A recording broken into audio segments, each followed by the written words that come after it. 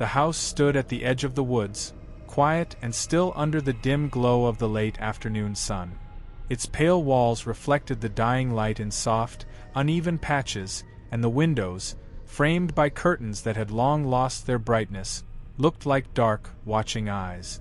She paused at the threshold, feeling the air shift slightly as she stepped inside. It smelled faintly of dust and old wood, with the lingering sweetness of something floral she couldn't quite identify. The scent was faint, yet insistent, curling around her senses and pulling her attention into the corners of the room. Her footsteps echoed softly against the hardwood floors, each tap and creak a reminder of the house's age. She ran her fingers along the railing of the staircase, feeling the smooth, worn wood beneath her touch, the subtle imperfections that told stories of decades of use. She noticed the way the light fell through the windows, brushing against the walls in soft, fleeting patterns, shifting as the wind outside moved the bare branches. Every shadow seemed deliberate, stretching across the room, pausing and retreating just as quickly as if the house itself were breathing. She moved slowly through the hallway, touching the surfaces with a kind of ritualistic care. The cool metal of the doorknobs, the slightly rough texture of the wallpaper, the polished floorboards that bore tiny scratches like fingerprints of the past. A faint hum of electricity ran through the walls, subtle, almost imperceptible, yet enough to make the hair on the back of her neck prickle. She paused in the kitchen, listening to the soft, steady tick of the clock on the wall. Each tick sounded slightly louder than the last, almost impatient, marking time with a deliberate, persistent rhythm. Pouring herself a cup of tea, she inhaled the warmth and aroma, letting it ground her in the present. The steam rose in delicate spirals, drifting lazily toward the ceiling, catching the light in soft glimmers before disappearing. She sat by the window, tracing the outlines of the trees outside with her eyes. The wind rustled through the branches, producing shadows that danced along the walls and across the floor. Somewhere in the distance, a car passed, its engine a low murmur that lingered and faded. Somewhere else, a bird called, distant, its cry sharp against the soft hum of the house. She let herself sink into the quiet, feeling it press gently against her chest, not heavy, but noticeable, insistent. There was comfort here, yes, but also something else. A subtle, almost imperceptible tension, like a whisper at the edge of perception. She told herself it was nothing, that the house was merely old, merely empty, merely quiet. And yet, she felt a strange awareness, a sense that she was not alone, that the house observed her movements with a patient, deliberate curiosity. Sitting there, letting the minutes stretch, she thought of the drive she had taken, the road winding endlessly through the countryside, the way the landscape blurred past the window. She thought of her apartment back in the city, familiar and predictable, with its sterile lights and steady hum of appliances. Compared to this, the house felt alive, but not in a conventional way. It moved with subtlety, with patience, shaping the quiet, the shadows, the stillness around her. Her mind drifted further, entertaining half-formed thoughts and impressions. Perhaps it was the isolation, she mused, or the long hours of silence, or the way the wind carried 1,000 tiny sounds from the woods. Perhaps it was nothing at all, and yet, she could not shake the feeling of being watched, studied, measured. She sipped her tea slowly, deliberately, feeling the warmth spread through her chest, and she made a decision. She would stay one more night. And as she settled into that choice, a final, quiet observation pressed upon her. In the house, the shadows waited, patient and unhurried, and she was learning, slowly, how to wait with them. Night settled over the house like a soft, suffocating blanket. The sun had fully disappeared, leaving only the pale glow of the moon filtering through the curtains. Shadows stretched and recoiled across the walls, their shapes shifting as the branches outside scraped gently against the windows. She moved through the rooms with deliberate slowness, each step measured, each breath careful, aware of the subtle hum of the house around her. The quiet was thick, but it had texture, like a living thing brushing against her skin, soft but tangible, brushing along her arms, settling in the hollow behind her collarbone. She thought she heard something then, A small, fleeting sound, so faint she almost convinced herself it was the house settling. A soft tap, like a fingernail against glass, came from the far side of the hallway. She paused mid-step, holding her breath, listening. The sound did not come again immediately, but the memory of it lingered, curling at the edges of her attention, pulling her gaze toward the far door. She told herself it was nothing. Old houses made noises. Wind made noises. Shadows could play tricks on tired eyes. And yet, the awareness had settled into her like an unwelcome companion, a faint tension pressing gently at her spine. She ran her fingers along the railing of the staircase, feeling the familiar bumps and grooves of the worn wood. A shiver ran through her, and she tried to dismiss it, pretending the sensation was nothing more than a reaction to the cool, damp air that had slipped in through the slightly cracked window. But then the tap came again, louder this time, deliberate, rhythmic, almost impatient. She froze, feeling her heart hesitate in its beat. It was not the house. It was too controlled, too intentional. And yet, when she forced herself to move toward the source, the sound stopped entirely. Sitting back down by the window, she tried to focus on the outside world. Moonlight painted the trees in silver, their shadows trembling softly across the yard. A branch scraped against the siding with a faint, repetitive rhythm. It was harmless. It had to be harmless. She breathed slowly, in and out, counting the seconds between the taps of her heart, willing the calmness to return. And yet, the house seemed to react, almost imperceptibly. A curtain shifted, though no draft had passed through. A floorboard groaned softly in the kitchen. Her tea, forgotten for the moment, cooled beside her, the rising steam curling like delicate gray tendrils, twisting and retreating, unhurried, patient. She thought back to the drive earlier in the day, to the isolated stretch of road she had taken to reach the house. The memory was strangely vivid, the way the trees leaned together over the asphalt, the quiet hum of the tires, the way the headlights cut through the darkness. It was then she realized how alone she truly was.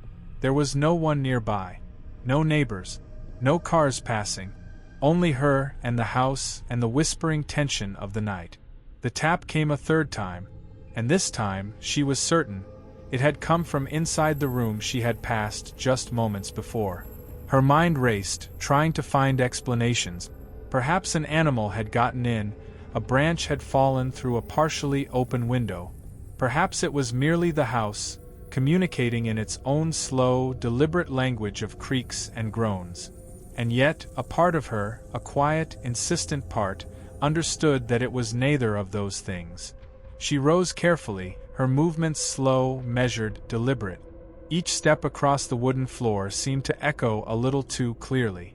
Her hand hovered over the doorknob for several long seconds before turning it, and as the door creaked open, she felt a wave of cold air rush out, brushing against her face like a warning. The room was empty, still and silent, but something had shifted. The shadows within seemed thicker, almost clinging to the corners, watching, waiting. She stepped inside, the floor cool beneath her bare feet, and her eyes swept the space methodically.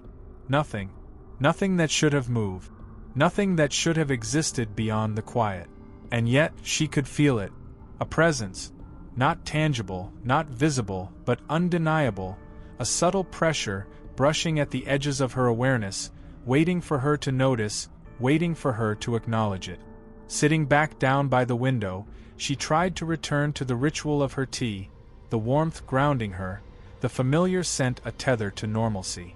But the sound lingered in her mind, the taps, precise, deliberate, patient. The house was not empty. It had never been empty, and she was beginning to understand that, even in the quiet, even in the moments of stillness, she was not alone. And for the first time that evening, she felt the tiniest spark of fear, not sharp, not explosive, but a slow-burning ember at the back of her mind, warm and insistent, reminding her that tonight, nothing was as simple as it seemed. The night deepened, and with it, the silence in the house thickened into something almost tangible. She sat by the window for what felt like an eternity, the fading steam of her tea curling upward, twisting in the pale moonlight, and vanishing before it could reach her line of sight. Each small sound, the soft creak of a floorboard, the hum of the refrigerator in the kitchen, the distant tick of a clock, was amplified, magnified, filling her mind until she felt it might split under the weight of normalcy gone slightly askew. She told herself again, as she had told herself before, that it was nothing. The house was old, floors groaned, windows shifted with the night air, and yet, as the moments stretched and the room seemed to breathe alongside her, she began noticing things she hadn't before. Shadows lingered a beat longer than they should. Reflections in the polished surfaces, tables, windows, even the faintly glossy floor, appeared to twitch, as if the light had a mind of its own. A soft tapping came once more. She flinched, her stomach tightening into a small, coiled knot. But she waited. Waited because the rational part of her mind demanded it. Waited because she wanted to see if it was nothing. Another tap, and another. Not quite a rhythm, not quite random, but deliberate. She could feel it in her chest, a subtle, pressing awareness like a heartbeat not her own, aligning, mimicking, waiting. Slowly, reluctantly, she rose and began pacing the room, letting her bare feet brush the floorboards, listening to their familiar response under her weight. Every step was measured, deliberate, conscious. She tried to catalog the sounds. A distant hum, the tap, the faint brush of air along the wall. Every sense was heightened, sharpened. The faint smell of the tea lingered, mingling with the cooler scent of night air sneaking in through the cracked window, and with each inhalation, a tiny shiver traveled down her spine. She moved toward the hallway. It was the same hallway she had passed hours ago, the same doors and corners and shadows, and yet not the same. There was a weight here now. A presence she could not see but could feel in the slight pressure on her skin, in the quiet tug at her attention, pulling her gaze toward the end of the corridor. She paused in front of a door, hand hovering over the knob. The tap had stopped, and in that silence the room seemed to grow heavier, almost expectant. She closed her eyes for a moment, letting her mind race through possibilities. A loose shutter outside, an animal trapped somewhere, her imagination growing unchecked. Each explanation seemed plausible, and yet none could settle the rising knot in her chest. She breathed slowly, deliberately, trying to ground herself in reality. And yet, as she opened her eyes, a shadow shifted near the corner of her vision, subtle, almost imperceptible, but enough to make her stomach tighten. Returning to the living room, she tried to sit again, to return to the familiar ritual of tea and quiet observation. But now, even that comfort was tinged with unease. The taps repeated, each one a little sharper, a little closer, a little more purposeful. She realized then that this was not a singular occurrence. It was a pattern, a repetition. Something in the house was signaling, communicating, insisting. And she was beginning to feel, despite her reasoned mind, that she could not ignore it. Her thoughts spiraled slowly. Each sound she catalogued, each shadow she noted, began to form a sequence in her mind. But there was no key, no understanding, only the certainty that she was being observed, subtly, persistently, with patience she could not comprehend. Her rational explanations, so comforting earlier, now felt brittle, like thin ice covering a deep, dark pool. She was teetering on the edge of awareness, unsure if the next moment would bring clarity, or confirmation of her growing dread. And still, the house whispered around her. The taps, the subtle floorboard groans, the shadows that lingered, the faint brush of air across her skin, they were all a part of a slow, deliberate cadence she could feel in her chest, pressing, insistent. She understood then that this was not chaos. This was something organized, patient, and aware. And the understanding brought with it a quiet, insistent fear. Not sudden, not sharp, but a weight that pressed into her bones, reminding her that the night was long and the house, alive in ways she could not yet fully see, had only just begun. She sank back into her chair, letting the dim moonlight wash over her, tracing the edges of shadows that now seemed almost purposeful. The taps had stopped, for now, but the rhythm lingered in her mind. A quiet anticipation, a subtle insistence, a gentle insistence that she was no longer the observer, that she had become part of the pattern. And in that moment, she understood something fundamental. Whatever was in this house, it had noticed her. She remained seated, her hands wrapped around the mug, not for warmth but for the illusion of control it offered. The night outside had grown denser, the darkness pressing against the thin glass of the window, and she could feel it, subtle, almost imperceptible, like a vibration under the skin. Every nerve in her body seemed alert, tuned to the smallest shift of air, the faintest hint of movement. The silence was no longer comforting. It was attentive, watchful. Her mind began to replay the events of the night with a precision that was almost painful. The tap, the shadows, the way the air seemed to pulse in certain corners. Logical explanations existed, she told herself. Old houses make noises, the wind shifts the doors, her imagination plays tricks after too much quiet. And yet, for every rational thought there was a counterweight, a sense that something was deliberate, patient, waiting. She tried to anchor herself in memory, recalling the mundane details of the day. The bus ride, the grocery store, the mundane conversations with colleagues. She pictured each face, each object, trying to ground herself in reality. But the more she tried, the more the edges blurred. The shadows in her living room seemed deeper than they should, bending slightly, moving ever so slightly when her attention faltered. Her thoughts twisted inward. Am I imagining this? She asked herself the question aloud, a whisper that barely left her lips. But the house did not answer, except in its own way. A faint tap on the wall, not near the living room, but somewhere deeper, as if echoing through the structure itself. She flinched. Her heartbeat, steady moments ago, now thudded in her ears, loud and insistent, a drumbeat she could not escape. She rose, pacing slowly, her bare feet brushing the cool floorboards, each step deliberate, mindful, yet hesitant. The house seemed to stretch with her, shadows elongating, contracting, shaping themselves around her movements. Each familiar corner felt altered, uncertain. The lamp in the hallway cast light unevenly, the edges of the pool it created bending slightly toward the darker corners. She stopped, her hand hovering over the wall for support, and let herself breathe, slow and measured, trying to dismiss the tension coiling in her chest. But reason wavered under the weight of repeated patterns. The taps had returned, faint but distinct, and they were no longer random. A rhythm, subtle, insistent, like a language she could almost comprehend but not fully translate. She wanted to laugh at the absurdity, to call herself silly for feeling watched, for allowing the house's minor anomalies to unsettle her so thoroughly.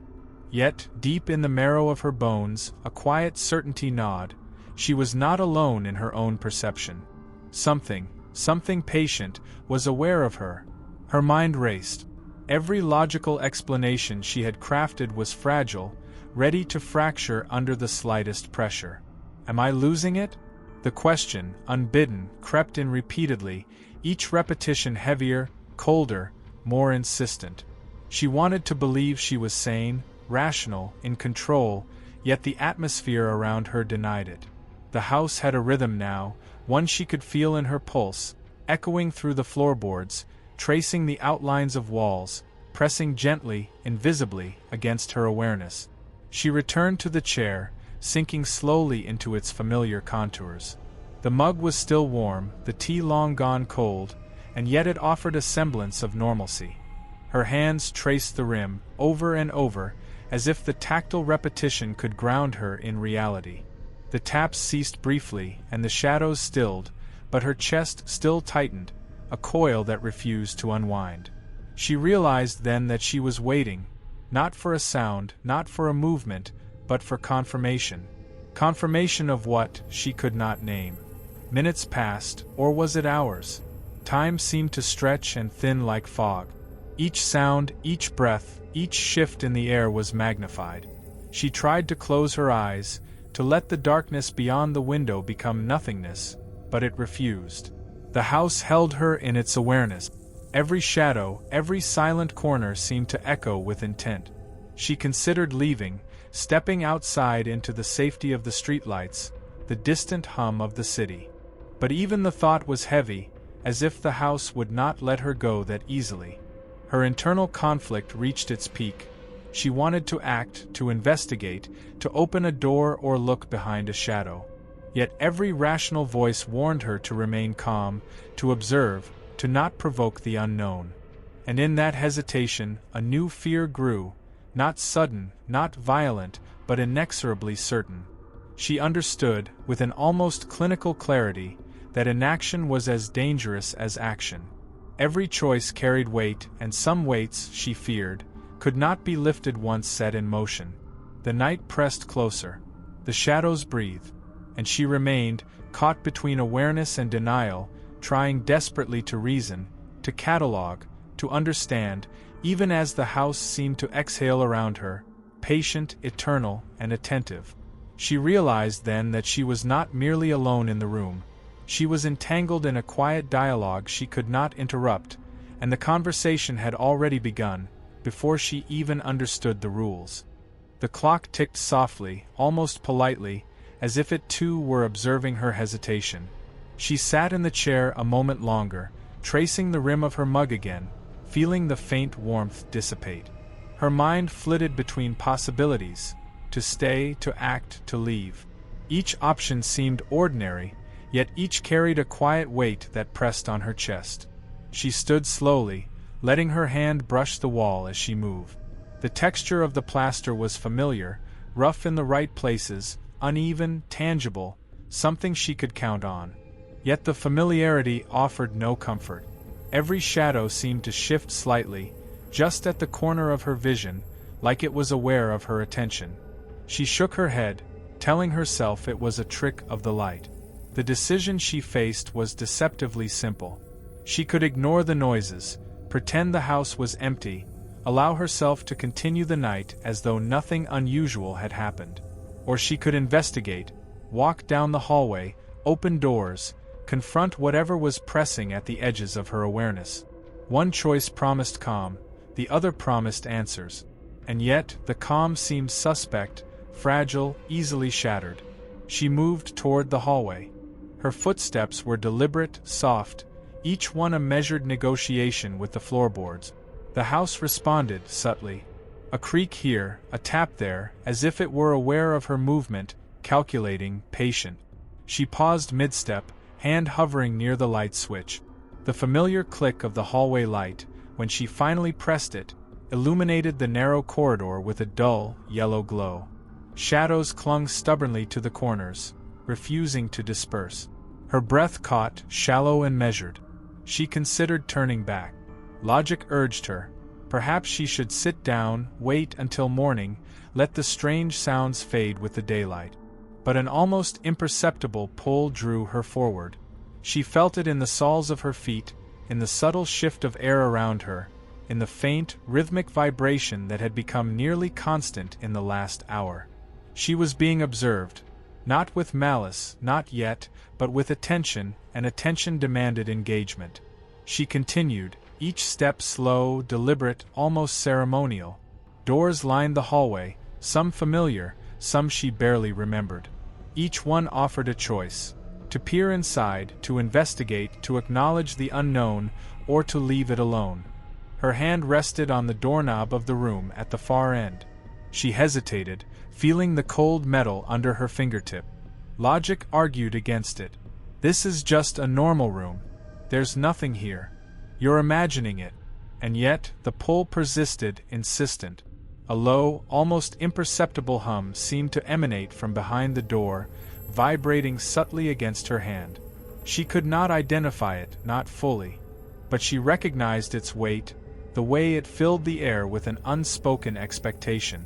She wanted to step back, to retreat to the chair, to the warmth of the mug that had already cooled. But her feet remained planted, frozen in the decision that could no longer be deferred. Finally, she turned the knob. The door creaked open slowly, deliberately, as if it, too, were testing her resolve. The room beyond was familiar, yet unsettling. The shadows pooled in corners, slightly deeper than before, and the air seemed heavier, almost viscous, pressing against her skin. She took a careful step inside, her bare feet brushing the carpet. She could feel the texture beneath her toes, grounding herself in reality even as the rest of the room threatened to dissolve into unease. She exhaled, a slow, deliberate breath, and allowed herself to move further.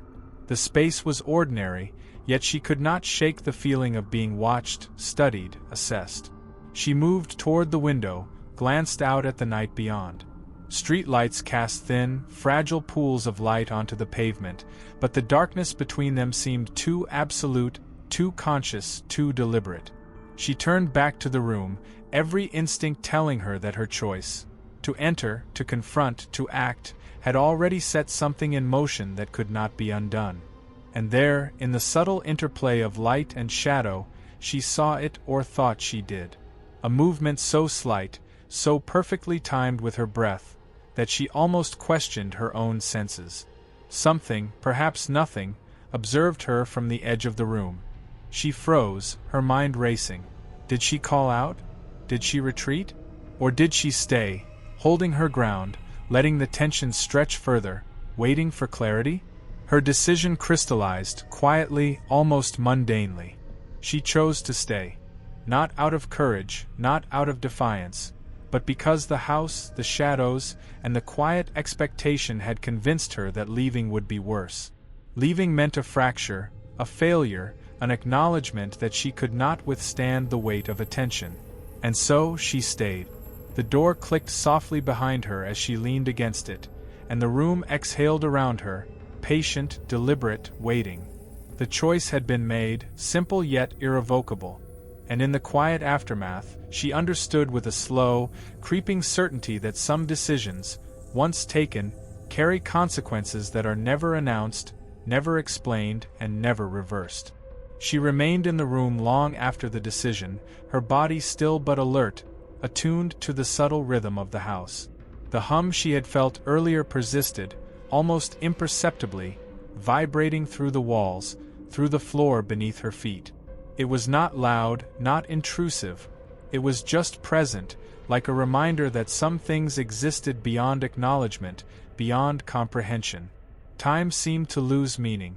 She noticed the faint chill creeping along the baseboards, the way the air shifted whenever she turned her head, the soft sigh of the house settling into its own quiet patterns.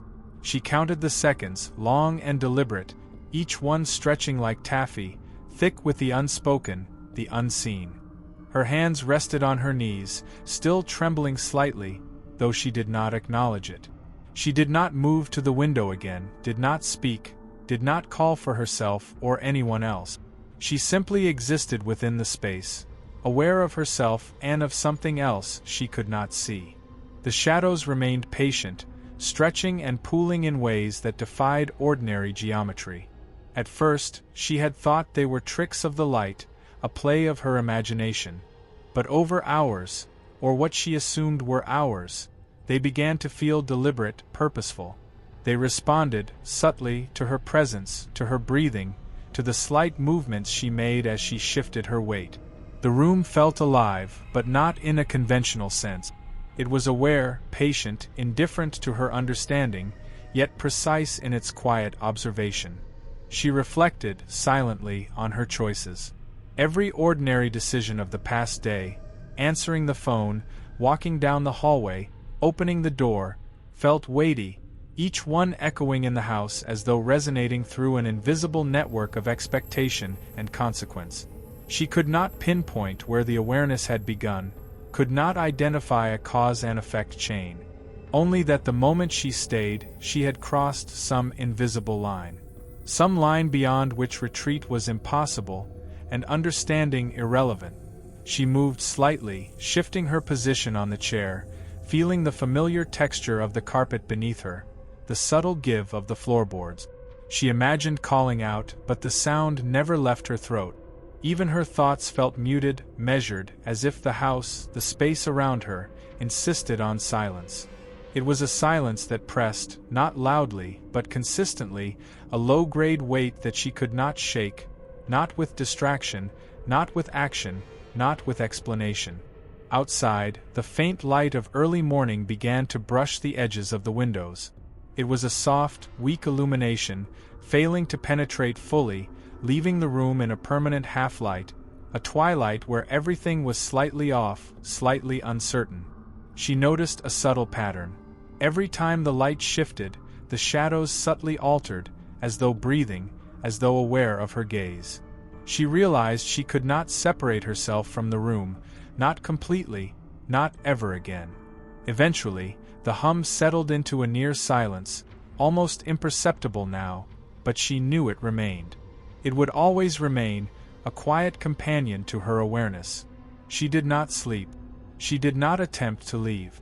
She did not speak. The house had claimed something from her, not violently, not cruelly, but irrevocably.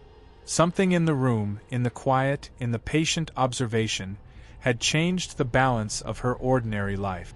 And she knew that whatever this was, it did not require explanation, nor apology, nor acknowledgement. She leaned back in the chair, feeling the contours of the armrests against her forearms. She closed her eyes for a moment, exhaling slowly, deliberately. The weight of her choice settled fully upon her, a quiet gravity that pressed into her bones. The room remained patient. The shadows remained attentive. The air remained filled with a subtle, deliberate expectation. And in the final stillness, she understood that the most enduring fear is not the abrupt or the loud. It is the quiet knowledge that some decisions, taken in ordinary moments, carry consequences that are unseen, unspoken, and permanent. That some lines, once crossed, remain crossed forever.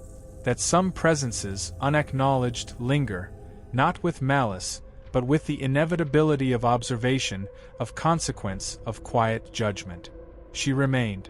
The chair creaked gently under her weight, the air stirred just slightly, and the house waited. And she waited, too, knowing, finally, that to leave was no longer possible, and to understand was not necessary. The silence settled fully around her, an unbroken, patient, unyielding quiet. And she thought nothing. She said nothing. She simply stayed.